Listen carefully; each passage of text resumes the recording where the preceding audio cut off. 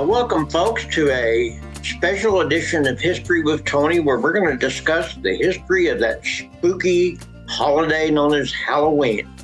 So, with that, let's get started. As a child, I always looked forward to every new season.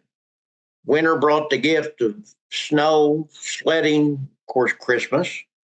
And spring was a time when, you could shed that cold weather attire. The earth warmed up, flowers and trees bloomed anew, and it was always so beautiful. Of course, summer was really special because that meant freedom from school. Got to go to the nearby creek and swim before we got swimming pools in my little community. And spent the whole summer, seemed like exploring around on my bike with my friends. But for some reason, autumn, I just always look forward to autumn. It's my favorite holiday. It's my favorite season then. It's my favorite season now. I don't know if it's the colors. I don't know if it's the smells or what it was, but I just loved how autumn. It was just a wonderful time. And of course, with autumn came Halloween. And that was a time when I could put on a costume, usually not very sophisticated. My mom usually made them, and sometimes it'd only be a bed sheet with eyes cut out. But I could go terrorize the neighborhood, trick or treating, knocking on doors, hoping to score that huge haul of candy that I couldn't afford during the whole year. So, never occurred to me then exactly how Halloween got started. But as an adult, and I began to grow and study history, it kind of, triggered a sense of how in the world did this spooky holiday get started in the first place? So let's go back and look at the origins of Halloween.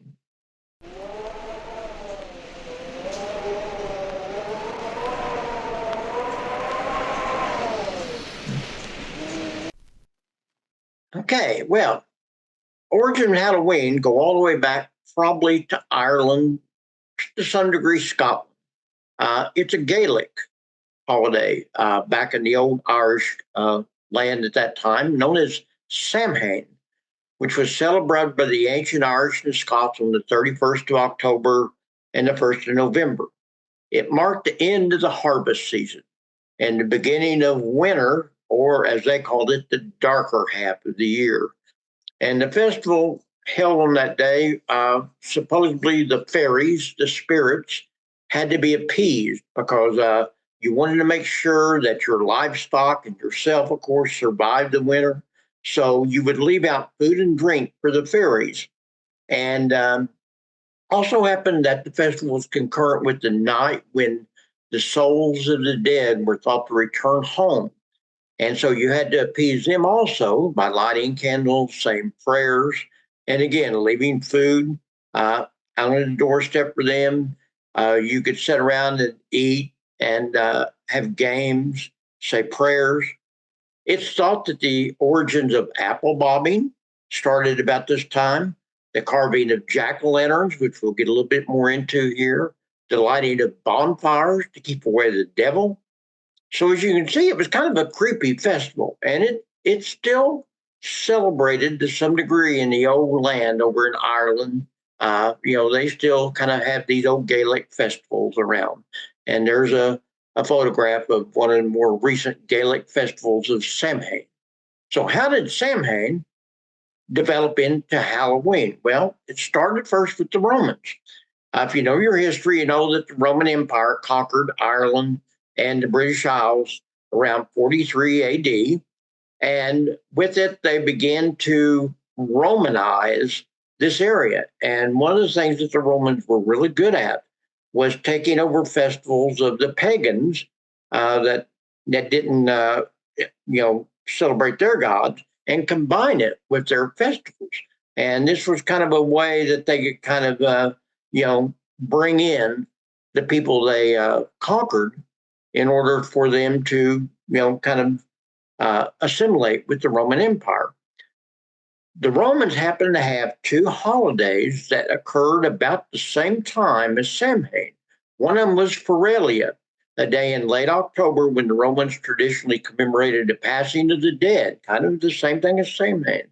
Rites involved bringing gifts of food to the tombs of their dead ancestors to appease them.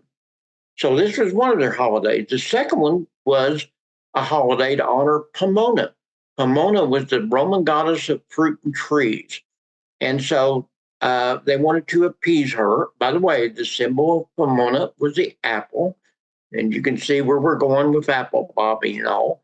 And the incorporation of this celebration with Samhain probably explains the tradition of apple bobbing that's still practiced today on Halloween. So again, the Romans kind of assimilated the pagan Irish with their holiday of Samhain into their holidays of Feralia and Pomona. Well, how did it become Halloween? Well, the Christians, once they gained power in the Roman Empire, kind of did the same thing that the old Romans used to do. They wanted to make sure that these pagans felt comfortable with the Christian holidays. So they would often Christianize pagan festivals in hopes that the new Christian feast day would be more attractive to the pagans and bring them in to celebrate their own festivals on the same day. We know that Christmas and to some degree Easter, are kind of falls within this category. So this was a kind of a typical Christian move to kind of make their holidays, their festival, their religious feast attractive to the pagans, so they would be more likely to participate in the Christian festivals and become Christians. Now that's all speculation. Nobody knows, and there's no indication that was really. There's nothing in black and white that says that's how it happened. Most historians believe that's how it happened. What we do know for sure is around the 7th century, Pope Boniface IV rededicated the Roman Pantheon. The Pantheon was the temple where all the Romans celebrated their gods. And he decided he wanted to take that temple over, and he rededicated it to St. Mary and all the martyrs, starting, kind of a celebration of the martyrs and St. Mary. The celebration was later elaborated the next century by Pope Gregory III, where he gave an oratory in front of St. Peter's for the relics of the holy apostles and all saints, martyrs, and confessors. So in a sense, they began to, take Samhain, they began to take the Roman festivals, and they made them into they assimilated them into the Christian festival. By the end of the 12th century, the celebration had become known as the Holy Days of Obligation and centered around the ringing of bells for souls in purgatory, while criers dressed in all black would parade through the streets, ringing these bells, calling on all good Christians to remember the poor souls that were languishing in purgatory. They would also ask for soul cakes, which were cakes that were to be given to the christened souls. Some people think that's where the origin of trick-or-treating comes in. We don't know that for sure. All we know is for sure is this. By the Middle Ages, the Christian holidays of All Hallowtide was being celebrated on October 31st, All Hallows Eve, November 1st, All Saints' Day, and November 2nd, All Souls' Day, the Triduum of All Hallowtide. So it had evolved into a Christian holiday by the Middle Ages. Well, at some point, Halloween came to America. Now, had a shaky start because All Hallows Eve was a Catholic holiday. And as you probably well know, that many of the early colonists, particularly those in New England, were what were known as Puritans. And Puritans wanted nothing to do with the Catholic holidays. Even Christmas. They had nothing to do with any of these typical Christian holidays because they did not believe in any of those rituals and rites and holidays and festivals of the old Roman Catholic Church. So at least in New England, Halloween wasn't celebrated at all Hallows Eve. In the southern colonies, the Anglicans, who were broken away from the Catholic Church but still kept all their rights and dominated in the southern colonies, pretty much kept on with All Hallows Eve and All Hallowtide. The Catholics which mostly populated Maryland, recognized and continued celebrating the festival. But it wasn't widespread anywhere until the mid 19th century, when the Irish started coming to America in large numbers, and they brought with them their culture, their holidays, their festivals. And this is when Halloween really began to grow in America with the origin of the Irish immigrants in the mid 19th century. You started seeing the carving of jack-o'-lanterns, which we'll talk about again here in a minute, dressing up in costumes, Halloween parties for children, lighting a bonfire, apple bobbing, all those things we kind of associate with Halloween kind of really began to grow in popularity in the mid 19th century with the Irish immigrant. By the way, over in Ireland, pardon me, I want to show you a picture here of, this is an late 19th century photograph of some children dressing up on Halloween. I sometimes we think that today's children are pretty spooky. I'm telling you, you look at some of the early photographs in the late 19th century, they're pretty creepy. The kids really were, they got into it quite a bit, as you can see. So, how did trick-or-treating come out of all this? Well, one of the customs the Irish brought with them was the celebration of guising. Guising was an old term that kind of developed in what we know as disguises. In Ireland, they called the jack-o'-lantern not from pumpkins, but from turnips, because pumpkins weren't indigenous to Ireland. They didn't have them. So they would carve a jack-o'-lantern out of a turnip. And they would dress up in the disguise and go guising, door to door, expecting to receive gifts of food and drink. United States, the pumpkins obviously were much more plentiful and turnips weren't. So often it wasn't long before the Irish began to replace the turnip as the source of the jack-o'-lantern with the pumpkin. By the way, the jack-o'-lantern was thought to be representative of a soul who has been denied entry into both heaven and hell. We'll see this in a minute when we talk about one of the early images of Halloween in America. It was at the same time the simple disguises of the Middle Ages soon gave way to more elaborate costumes and began to kind of get a little bit more evil-oriented. Witches, ghosts, and skeletons. Again, go back to that picture I just showed you a few minutes ago. And again, children would go door to door as they had in the old Irish thing, in their disguises, carrying their jack-o'-lantern. But now they expected food, and if you didn't give them food, they begin to say, trick or treat. You either treat me, or there was an implication of mischief or pranks, which were to follow. Nothing serious. That would come a little bit later. This is an old Irish jack-o'-lantern carved out of a turnip. Really interesting, that they didn't use pumpkins, in the origin. So all this came to fruition in the 20th century when Halloween just began to explode in popularity. And we begin to see the modern imagery of Halloween. So where did that come from? Well, we know, for instance, in the 1780s, two Scottish poets, one of them John Mayne, and then 5 years later, Robert Burns, probably the most famous Scottish poet at this time, both wrote poems about Halloween and talking about some of the evil things that were going on. And then in America in 1820, Washington Irving wrote a series of short stories, one of them being The Legend of Sleepy Hollow, where he tells the story of a headless horseman encountered by a teacher by the name of Ichabod Crane. And it was really creepy. And, I'm sure parents just love reading this thing to the young children, scaring the daylights out of them. This is kind of a thing that parents, for some reason, like to do. By the end of the 19th century, you begin to see literary works really come to the forefront. Mary Shelley had written a novel called Frankenstein, or the Modern Prometheus.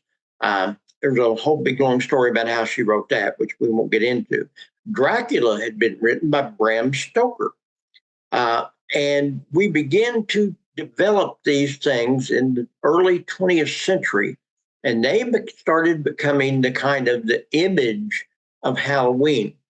And I got a feeling most of you out there are probably my age, a little bit older, remember, I just love those old 1930s movies of Frankenstein and the Mummy and the Wolfman in 1941. And, these Dracula, with Bela Lugosi. These old movies, although they still, to me, I think they're some of the best horror movies ever made. They may not be quite as graphic as the newer ones, but they just had something about them that just really, kind of touched that part of what we were looking for there. Of course, in the late 20th century, things got a lot more graphic. You begin to get into these really slasher type movies like Halloween, Nightmare on Elm Street, and even the kind of comedic movies like Beetlejuice and Hocus Pocus. All of these form the modern image of Halloween. So, all this kind of came fruition with these movies that were being made, like Boris Karloff and the Mummy, Bela Lugosi and Dracula, Lon Chaney Jr. and the Wolfman. You had Portia Derwin's book made into a cartoon and later on a movie in the late 20th century. And of course, who can ever forget, Boris Karloff in the original Frankenstein in 1931. I can remember when he first appeared on the screen. I can still see the first time I sat in the movie theater and watched that. I was just like creeped out, even as a young kid. So, Halloween today, of course, has become extremely big business.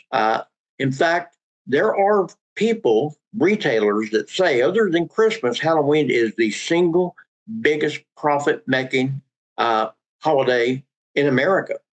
We know the National Federation, Retail Federation, has said that Americans are going to spend $12 billion, that's billion with a B, dollars on Halloween this year. $4 billion is going to be spent on costumes and decor, and almost that much on candy. It is the single biggest candy holiday of the year. Candy companies make their profit on Halloween. If they don't do well on Halloween, they aren't going to do well for the year.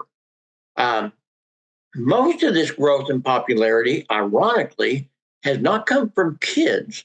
It's come from adults. I don't know if you've noticed, but it seemed like many more adults, particularly those in their 30s and 40s, are really into celebrating Halloween. It used to be pretty much a kid's holiday. Kids went out and trick-or-treated, and that was it. Parents bought the candy and helped make the costumes, and that was it.